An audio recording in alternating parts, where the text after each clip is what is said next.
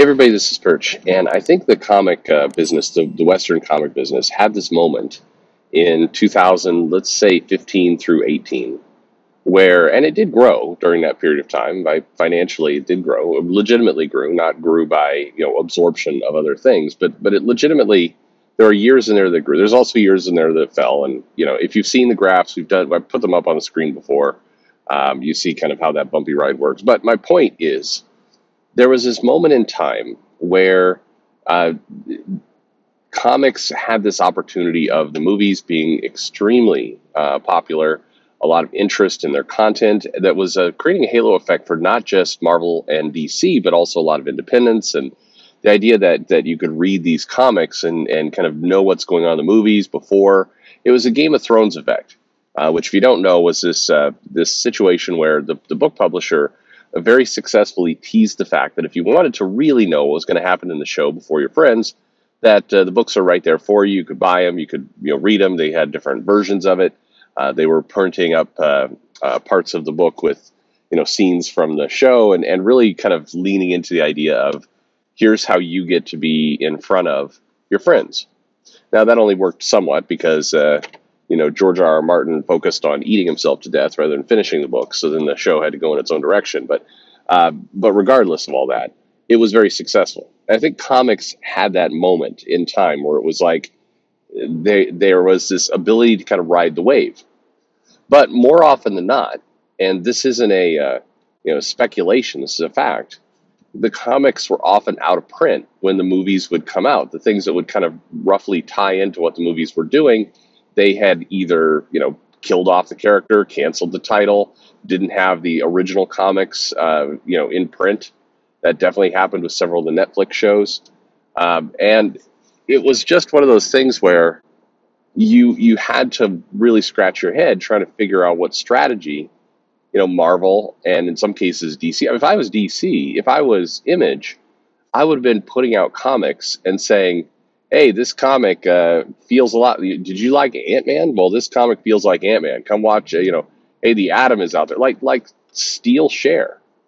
Anything you can do, because there was this wave of popularity for superheroes that the comic books, the companies absolutely failed to capitalize on, just ignored.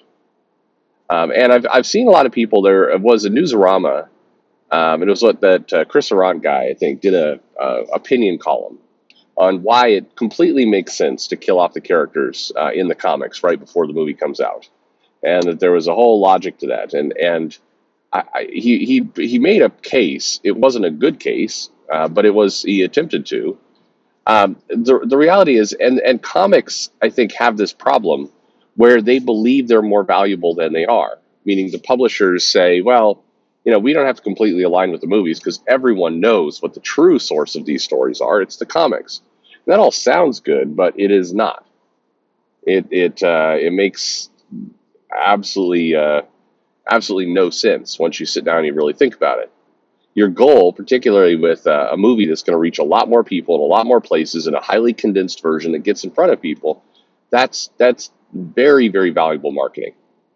And you should be able to, at least on the comic side, you should be struggling to take advantage of that.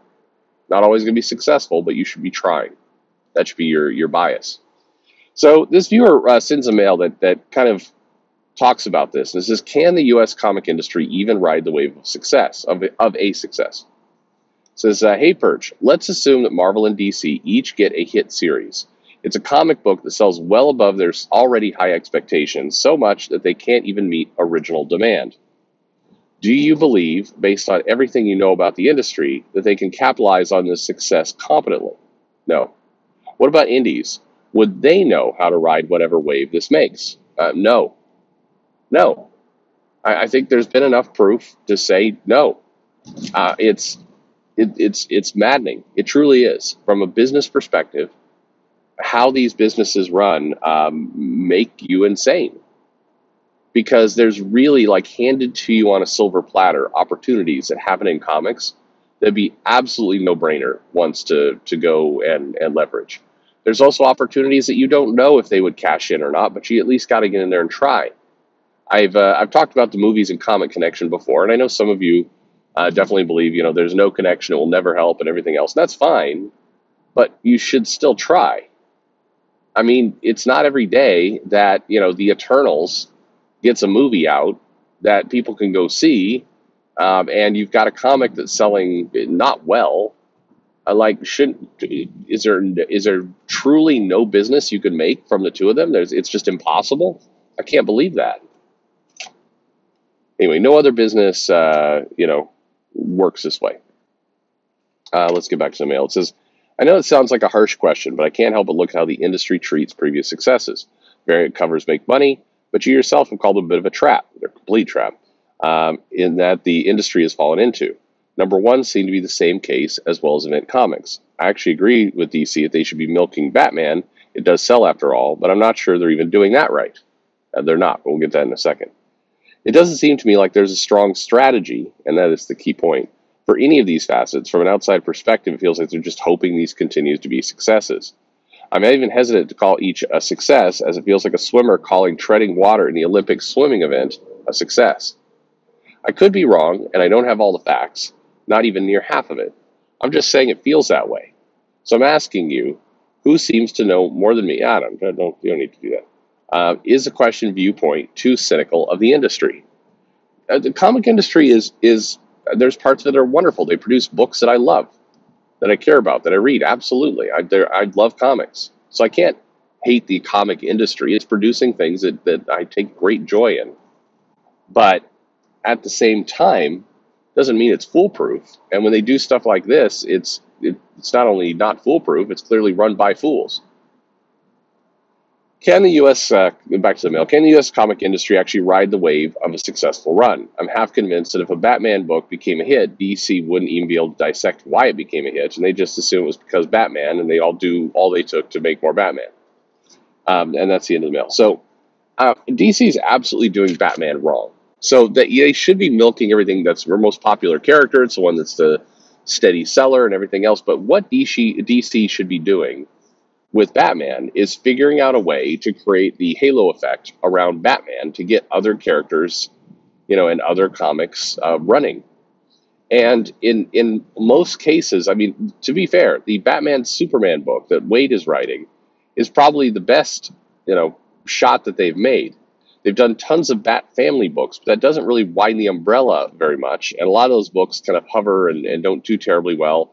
And many of them seem entirely convinced of deconstructing the characters, telling a new story, getting into year one type stuff. It's if you want to do Batman successfully, you have to create an anchor, create a really strong, hot selling Batman book.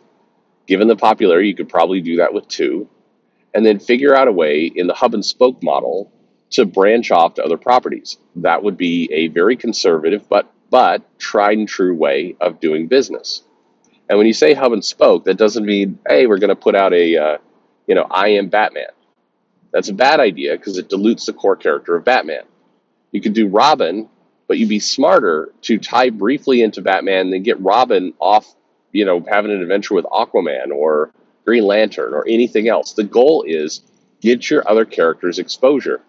Of your two main books, Batman Detective, you should almost do a Brave and the Bold type effect where you have some other character that is already somewhat popular that you're hoping to get some big visibility on and team them up. One of those books should be constant team ups of Batman and other characters you're trying to do more with. Your goal needs to be, hey, ride the Batman wave as much as you can, but very, very quickly try and get some other characters popular because you don't know how long this Batman wave is going to last. And to your point in the mail, you need to examine how that wave happened in the first place. Is it Batman the character? Is it the creative team? Is it a story that just really hit with the viewer? Like, what made it work? And you got to ask yourself that question, and you got to be almost a little bit, harsh to your own business. You should assume that things won't last forever, and therefore you got to take advantage of every opportunity you have. If you don't do that, you're likely to be sitting there one day, and this big wave will have come and gone. Or, in Marvel's case, all these movies came out, and you failed to capitalize on it in a meaningful way. Look, Guardians of the Galaxy had two successful movies. They're working on a third. There's going to be a holiday special at the end of the year. There's a ride at Disney World. How is that Guardians of the Galaxy comic going? Well, it doesn't exist because they're not publishing one. And during the last version, Al Ewing decided to take Guardians of the Galaxy and throw like Doctor Doom in there and spend an entire comic exploring Star Lord's bisexuality. And it's like, stop, just stop. Go look at the movie. What worked? What got people excited about that movie? What hit with readers? Viewers, people who went, what made that work? A little bit of humor, lots of action. That's what worked. When you you get in there, and it's like, I think we're going to do a storyline with her, and like it immediately goes in bizarre directions.